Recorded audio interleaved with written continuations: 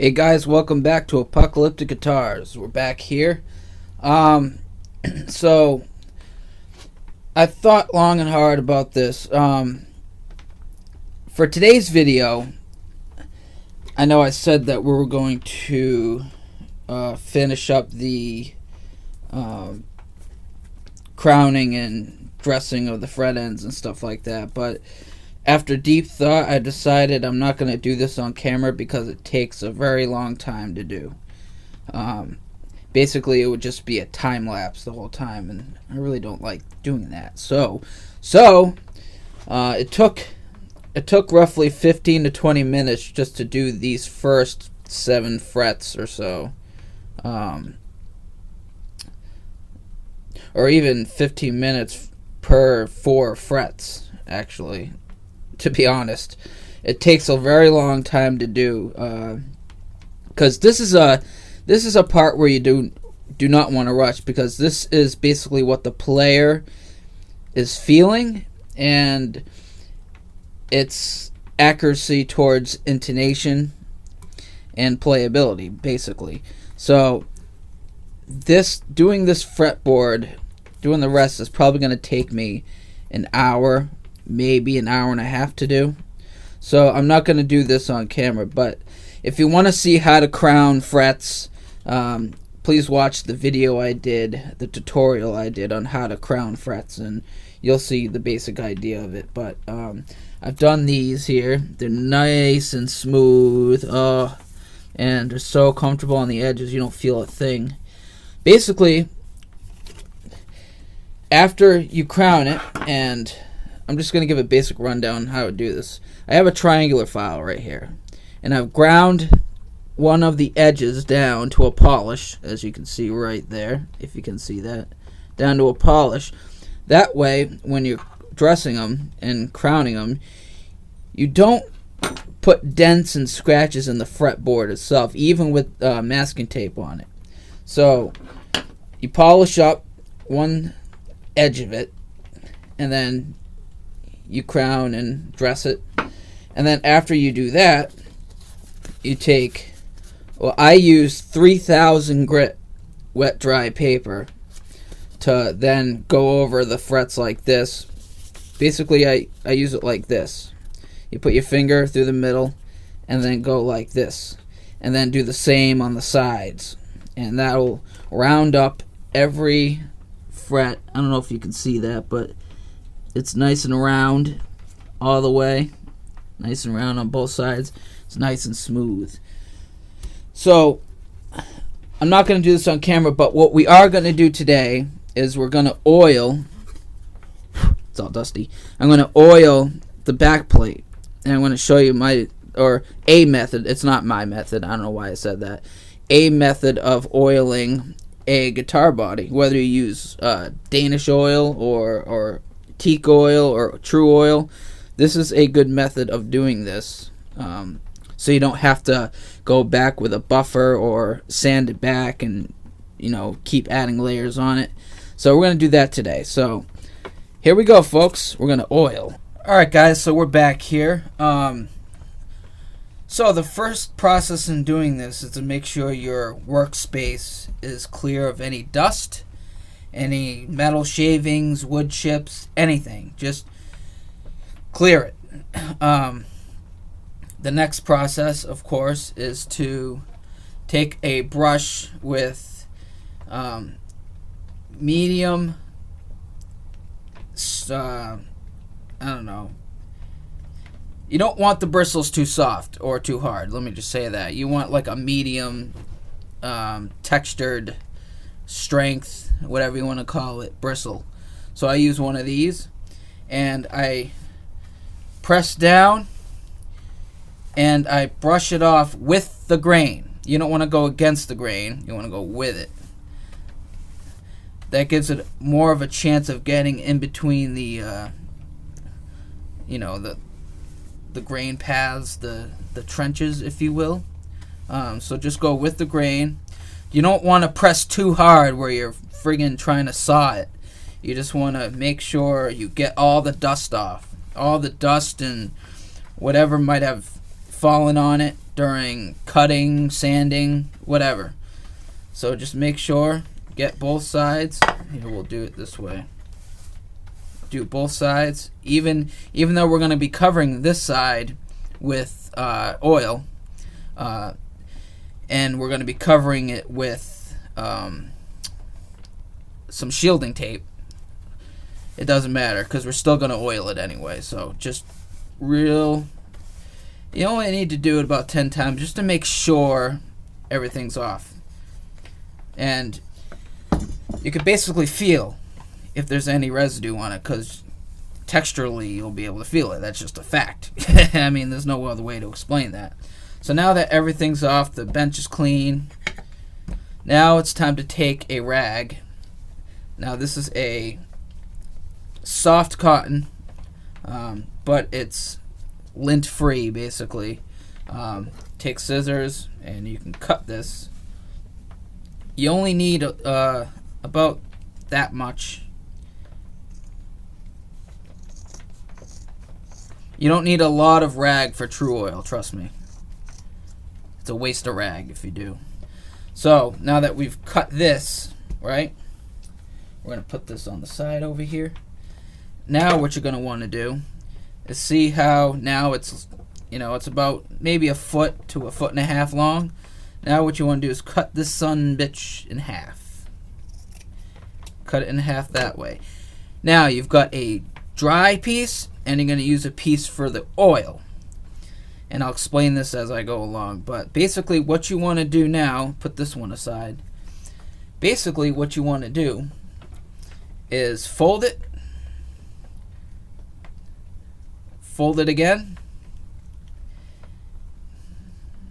And there you go. You want it to be like a tool. You don't want it to be all scrunched up like this and applying it. You want it to be a nice flat surface like a tool. So with that being said, now we take oil. Now I'm using True Oil. True Oil is fantastic guitar finish. What it does is it soaks into the wood instead of having a layer on top of it like a plasticky layer. Basically is what it is. It's what lacquer and urethane are. Is a plastic layer on top that builds up. True Oil soaks into the wood while building up. And it doesn't look all plastic and friggin' ugly. Although shiny is nice. I do like shiny things. However, I prefer, on my guitars, I like to use a oil so it looks natural without it looking like it was dipped in a vat of plastic and then dried out and buffed and stuff like that. Now you can get a shiny finish with True Oil. You just have to layer it. You have to keep adding coats and coats and coats and stuff like that. About 14 coats.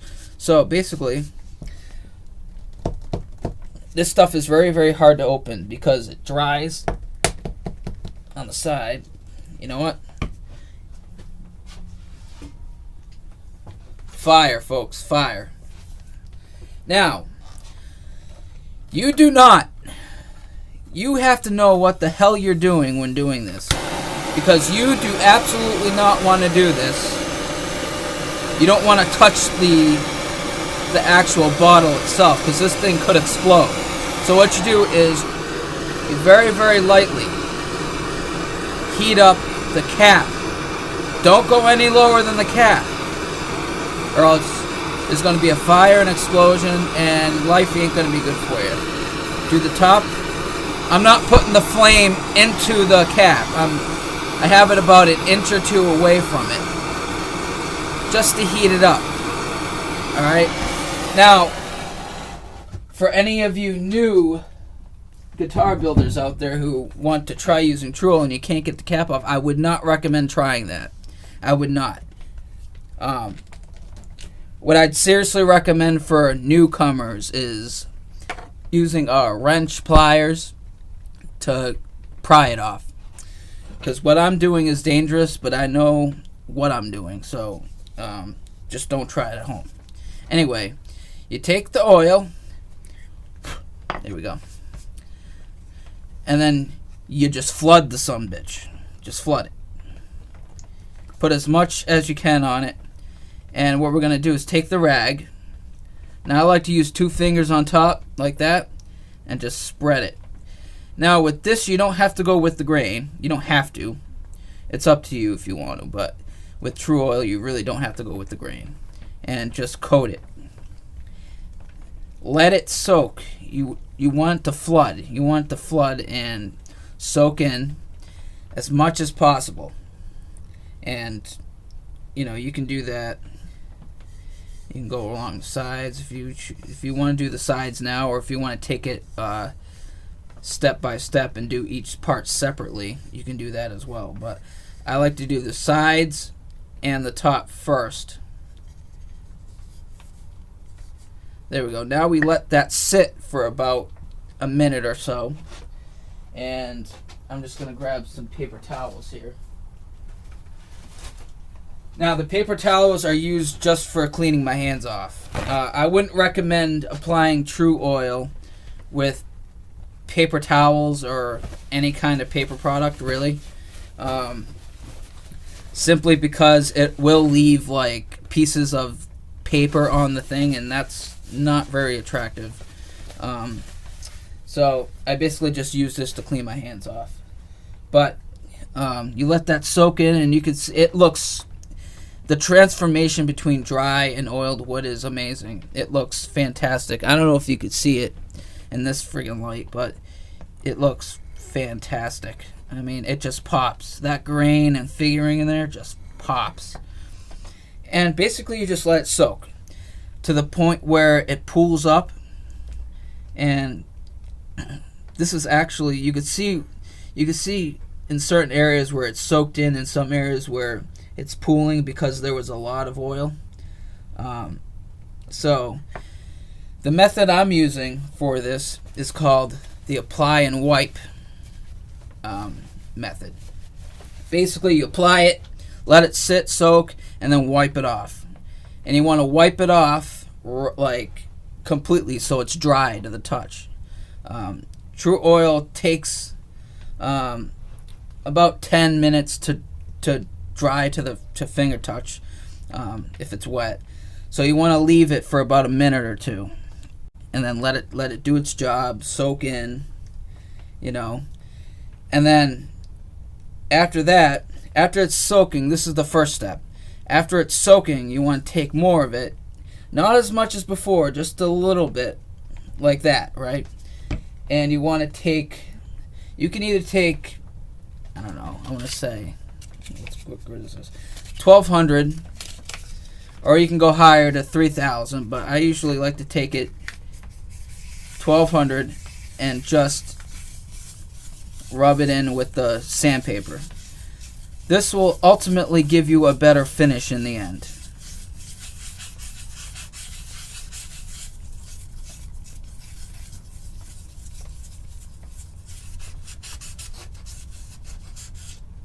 Like that.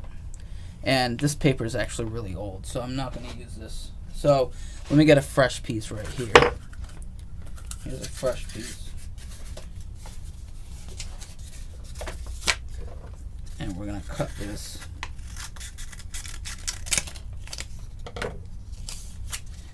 Alright, we got a fresh piece of paper here.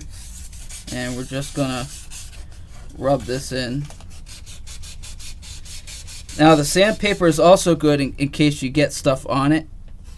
Like I got a little piece here that I got on it that I could just get out by the sandpaper, which is great. There we go. And then just rub it in. That's all you got to do. Now, True Oil is going to be very slippery when applying it. So, seriously, I wouldn't use any kind of tile for a bench top or anything like that. Like, I want to say tile to like a mirrored or hard surface, really. To do this, I'm using MDF board, which is, it's hard, but it's not, it's gonna grip it to a point where you're not just gonna fall on the floor and all that shit. So So all we're doing is just rubbing it in. This acts as a grain filler, or a pore filler, too. Although I don't really like to kill the pores altogether, because that's how the wood breathes, basically. And with true oil, the wood can still breathe because it's not a solid, hard finish. It's still soft enough where it can dent, it can scratch, but it just looks 10 times better. And to me, an oil finish gives a guitar more resonance and sustain. That's just my personal experience. That's not fact, that's my experience. That's my opinion. And then, once it's been soaking, you take your clean rag, do the same thing, fold it, and this one can be a little wider, because my applying one is a little thinner. This one you want to wipe off as much as possible, so you wipe it off. Again, it doesn't have to be with the grain, but try to go with the grain as much as possible, but you don't have to. It's not a requirement to get a good finish. And just rub it. Basically, you're polishing it as you go along. And then you want to do the sides. A good rule of thumb about applying this oil finish is that once it starts to get tacky to the touch, that lets you know right away that, okay, it's time to wipe it down. And you want to wipe it down so it's dry to the touch. And don't worry, you're not wiping off the oil. What you're doing is you're wiping off the excess. And being that is because the oil has already soaked into the wood, so you don't have to worry about removing it, really. So basically, see, like that, when you do it like that, it slips all over the place. If this was like a tile or a harder surface, this would be going all over the place, and it would be a pain in the ass. So that there is dry to the touch, right? But oh my god, that pops. Look at that. I'm going to try to get a better view of this once I'm done wiping it down. The rule of thumb basically is, if you could still feel the oil on the piece that you're working on, you haven't wiped it off good enough. You have to wipe it off so you don't feel any oil at all. And that right there gives you a great finish. Now what you want to do is let this dry. Actually, you want to actually let it dry now.